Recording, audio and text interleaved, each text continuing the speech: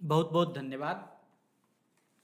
हम लोग कल चर्चा किए थे कि जो योग है, योग के बारे में, योग की जो उत्पत्ति है उसके बारे में चतुर्भुज भगवान जो विष्णु है, उनका जो महायोगी रूप है दत्तात्रेय, उस रूप में उन्होंने अपने एक शिष्य मुनिवर्य शांगकृति को पूरा योग के बारे में बताया था कि योग क्या होता है, योग है क्या।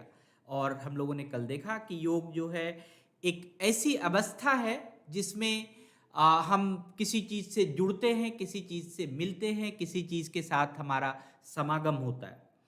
और इस अवस्था को अष्टावक्र मुनि ने अपने जो उनके शिष्य थे राजर्षि जनक, उनको बताया था कि वास्तविक योगी जो है वह संसार में दुर्लभ है, लेकिन योग की जो अवस्था है वह हमारे दो चीज से, हमारे अंतर्द्वंद है, हमारे मन में, हमारे शरीर में, हमारे प्राण में अंतर्द्वंद चलता रहता है। और इस अंतर्द्वंद से ऊपर उठना, अंतर्द्वंद का मतलब है कि मैं इसको अपनाऊं या इसको छोड़ूं, इसको साथ करूं या इसको कुछ बोल दूं, या मैं झूठ बोलूं या सत्य बोलूं। ये जो अंतर्द्वंद है, इसके ऊपर उठने की प्रक्रिया को योग में बहुत जरूरी, इससे परे होने की प्रक्रिया को योग में बहुत ही अच्छा बताया गया कि अगर यह अवस्था प्राप्त हो जाए, अंतर्द्वंद की अवस्था खत्म हो जाए, तभी हम योग की अवस्था स्टार्ट होता है। तो योग को जो है दो तरह से मिलने का समागम दिखाया गया है। एक है कि आप अपने अस्तित्व को पूरी तरह से खो चुके हैं। अगर आप किसी से मिल रहे हैं, किसी से आपका योग हो रहा है, तो आप क्या है, आप वह भूल जाते हैं और आप पूरी तरह से उसमें रम जाते हैं, जिस भी चीज में हो। और इस अवस्था में जैसे हम देखें कि जो शंकर का, भगवान शंकर का जो विशुद्ध रूप है, अगर उनका जो पूरा, अगर हम कहें कि देवतावाद अद्वैत रूप है, उसको हम अगर देखें तो भगवान का उसमें कुछ अंश भी नहीं बचता है। अगर आप विष्णु, भगवान शिव के साथ अगर मिल जाए और भगवान शिव की पूजा करें, तो इसलिए उसका कहा है रुद्र रूप। रुद्र रूप का अर्थ होता है कि अगर आप भगवान शिव के साथ पूजा करते हैं तो आपका कोई अंश नहीं बचता, आप पूरी तरह से शिव में विलीन हो जाते हैं। अगर आप किसी के साथ बातचीत कर रहे हैं और अपने आप को भूल जाते हैं, यही आपका सबसे पहला जो रूप है, जिसको हम कहते हैं कि अस्तित्व को पूर्णतः से खोना। आप उसके बातों में चले जाते हैं, उस व्यक्ति या उस समय उस चीज के बातों में घुल जाते हैं। आप कोई काम कर रहे हैं, आपके आसपास क्या घटना घट रही है, आप इस चीज को भूल जाते हैं। सो इसको कहते हैं हम अपने अस्तित्व को खोना। मतलब हम इस तरह से योग हो चुके हैं, इस तरह से हम उस चीज में मिल चुके हैं कि हम अलग अलग तरीके से हम अलग नहीं है, हम उसी चीज के पार्ट में हो जाते हैं। दूसरा जो है जो स्वरूप है, वो दूसरा जो मिलन है, वह पृथक पृथक स्वरूप को या स्वागत भाव को करना। जैसे कि हमने हर चीज को अपने आप में बस मिला है, हर चीज को स्वागत किया। किसी ने सच कहा, उसको भी स्वागत किया, किसी ने झूठ कहा, उसको भी स्वागत किया, किसी ने अच्छा बोला, उसको भी स्वागत किया, किसी ने गाली दिया, उसको भी स्वागत किया। यह भी योग है कि आप पृथक पृथक हर चीज का स्वागत कर रहे हैं, या आप किसी एक चीज से मिल रहे। जो हमने कल आपको बताया था, यह आपके ऊपर निर्भर करता है कि आप अपने अस्तित्व को किसी चीज के साथ समाहित करते हैं, या फिर आप हर चीज के स्वागत के लिए अपने आप को खोलते हैं। यह जो है यह बहुत ही इंपॉर्टेंट है, और इसी को कहते हैं चित्त की वृत्ति। जो आपका कॉन्शियसनेस है, जो आपका मन है, जो आपका चित्त है, उसको हम चाहे तो शून्य कर दें। अगर हम शून्य करेंगे तो क्या होगा, हम अस्तित्व अपने अपने अस्तित्व को भूल जाएंगे। अगर हम क्या हैं यह भूल जाएंगे तो हम जिस चीज में घुसे हुए हैं, जिस चीज में योग हो रहा है हमारा, हम उस चीज में हो जाएगा। और क्या होता है, चित्त का निरोध। चित्त का निरोध करना मतलब चित्त को हम पकड़ के रखते हैं कि नहीं जी, हम तो इसमें नहीं जाएंगे, उसमें नहीं जाएंगे।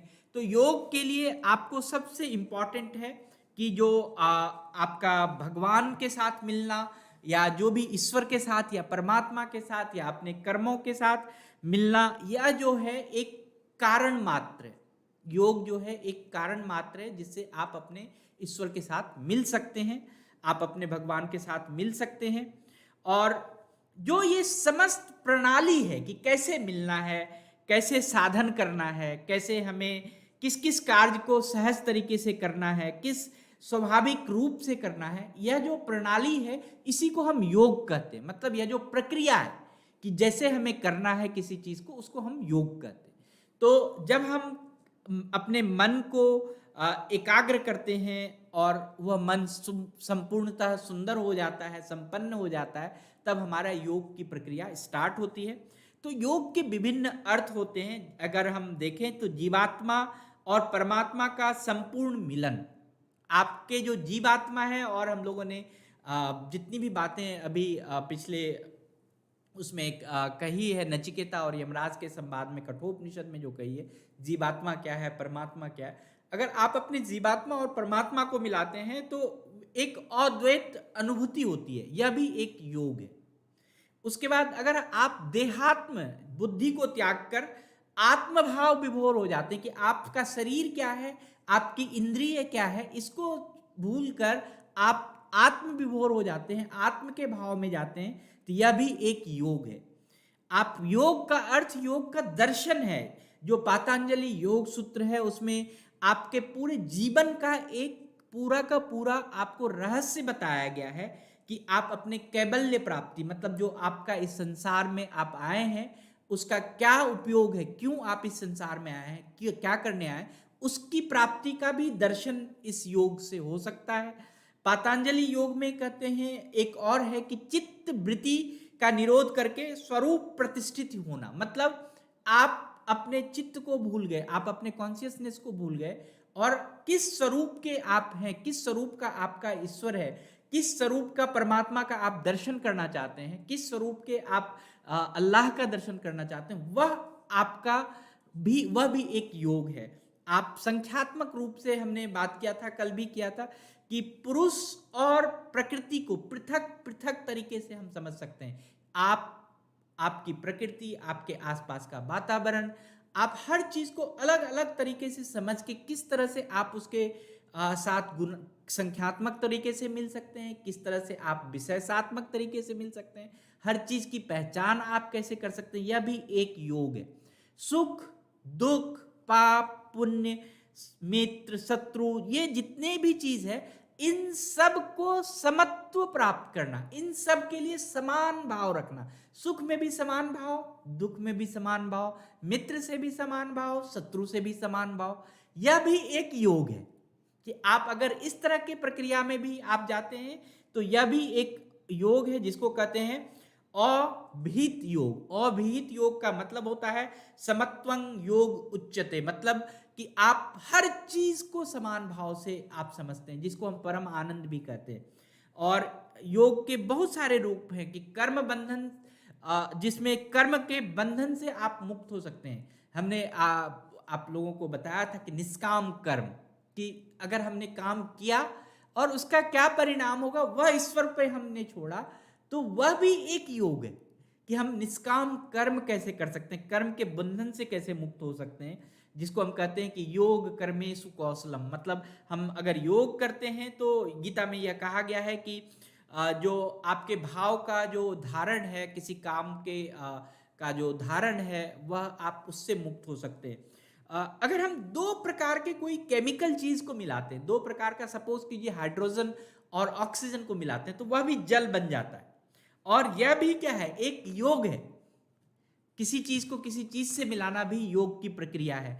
अगर हम योग फल के बारे में बात करते हैं कि किसी का कॉन्सिक्वेंस क्या होता है, कि अगर आप 2 रुपए को जोड़ेंगे तो उसका योगफल 4 होगा। आप छोटे छोटे कर्मों को अपने साथ जोड़ेंगे तो एक दिन बहुत बड़ा कर्म बन जाएगा। यह भी एक योगफल है कि आप छोटे छोटे चीजों को भी एक साथ समाहित करके एक उसका कंसिक्वेंस बना सकते हैं।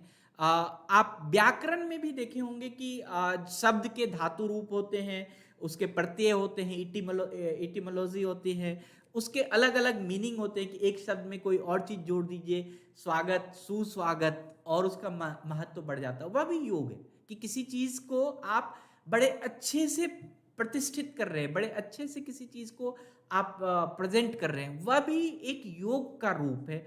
अगर आप गणित शास्त्र में देखते हैं, गणित में देखते हैं, मैथमेटिक्स में देखते हैं, तो एडिशन करना, जोड़ना, वह भी योग है। आप किसी चीज को, छोटे छोटे चीज को जोड़ रहे हैं, आप छोटे छोटे धन को जोड़ के एक दिन आप कोई अच्छा काम कर लेते हैं, आप छोटे छोटे कर्मों को जोड़ के एक अच्छा काम कर लेते हैं, यह भी योग है। तो जो कर्म का कौशल है, यह भी योग है। आप जो भी काम कर रहे हैं, जो भी आप गुण, जो भी स्किल्स आप अपने अंदर समाहित कर रहे हैं, जो भी कौशल आपके अंदर आ रहा, वह भी योग है। इसके कभी कभी विकृत भाव भी योग में देखे गए हैं कि लोग इसको अलग तरीके से मारन में, मोहन में, उच्चाटन में, मतलब इसको जो है तंत्र मंत्र में लोग यूज कर लेते हैं। यह भी एक प्रक्रिया है, योग की ही प्रक्रिया है, उसे भी योग की ही प्रक्रिया कहते हैं। कि हम अगर तंत्र मंत्र की सिद्धि भी कर लेते हैं तो वह भी योग की प्रक्रिया है। कोई लोग देखे होंगे कि जादू टोना, इंद्रजाल, मायाजाल, ये सब भी करते हैं, योग की, ये भी योग का विद्या है। लेकिन अलौकिक ढंग से अगर हम योग का निवारण करना चाहते हैं, अपने अंदर कोई रोग है उसका निवारण करना चाहते हैं, अगर हम कोई चीज को क्योर करना चाहते हैं, हम अपने बुरी नीयत को खराब करना चाहते हैं, या किसी क्या विश्वासघात हमारे अंदर नहीं हो, हम किसी का विश्वासघात नहीं करें, तो इन सब चीजों को भी हम योग में जोड़ सकते हैं, इन सब चीजों से भी हम मुक्ति पा सकते हैं। तो इन सब कर्मों को करने का जो एक प्रकार है, कर्मों को करने का जो एक प्रक्रिया है, जिसको कि हम योग की प्रक्रिया कहते हैं, और इसको विभिन्न विभिन्न अर्थों में हम समझते हैं। तो हम आगे देखेंगे कि योग का जो अलौकिक प्रभाव है, योग का प्रभाव कैसा होता है, उसके बारे में देखेंगे। और आप आज भी और कल भी जो है पद्मासन आप घर में देखेंगे कि कैसे होता है। सहज रूप से अलती पालथी मार के बैठने की प्रक्रिया पद्मासन होती है। तो आप जब भी ध्यान में यहाँ पर आते हैं, ध्यान करते हैं, तो आप कुर्सी पे ना बैठ के आप नीचे अगर आलती पालथी मार के बैठेंगे, योग की प्रक्रिया के साथ जुड़ेंगे, तो योग के लिए जो आसन है वह बहुत जरूरी है। इसीलिए इसको कहते हैं अलौकिक आविष्कार, कि योग से जो है बहुत बड़ा बदलाव हो सकता है, बहुत बड़ा आविष्कार हो सकता है आपके जीवन में। तो उसको देखने के लिए आपको आसन की भी व्यवस्था प्रणाली बनाना चाहिए। तो आज के लिए बस इतना ही। Thank you very much.